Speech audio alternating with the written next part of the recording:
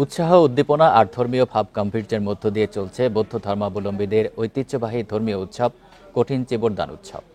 এ নিয়ে আরও জানাতে রাজধানীর বাসাবো ধর্মরাজিক বৌদ্ধবিহার থেকে যুক্ত হচ্ছেন সহকর্মী মামুনুর রহমান। মামুন, এই মুহূর্তের আনুষ্ঠানিকতা জানাবেন। ভক্ত দর্শনার্থীদের উপস্থিতি কেমন দেখতে পাচ্ছেন, আর আইন শৃঙ্খলা বাহিনী কতটা নিরাপত্তা ব্যবস্থা রেখেছে জানাবেন।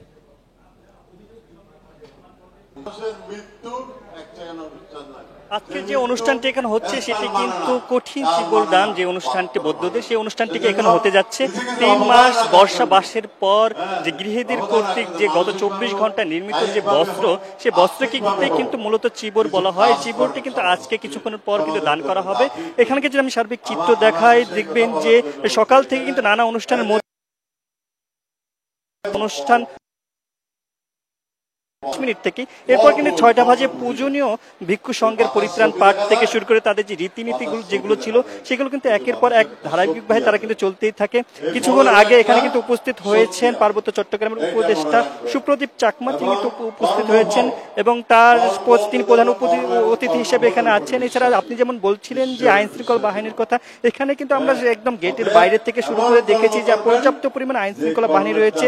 এছাড়া যে নিরাপত্তাজনিত কথা নিয়ে আমরা এখানকার যারা দায়িত্বে রয়েছেন তাদের সাথে কথা বলেছি, তারা কিন্তু বলছিলেন যে কোনো প্রকার কোনো ধরনের অনাকাঙ্ক্ষিত ঘটনা ঘটার সম্ভাবনা নেই।